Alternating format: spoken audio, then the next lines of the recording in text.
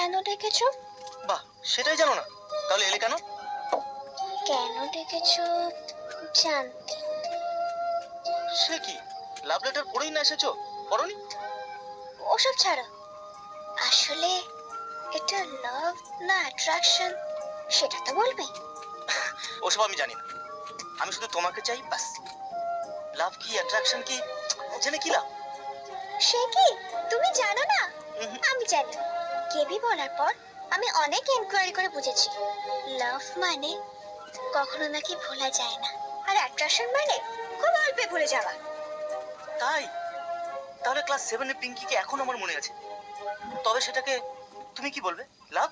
এই, না না না, আমি একটা ম্যাগাজিনে পড়েছিলাম তাই বললাম। ম্যাগাজিনে অনেক কথাই বাড়িয়ে রং চড়িয়ে লেখে, আমি জানি। তাহলে কনক্লুশনটা বলো, তুমি কি বলতে চাইছো?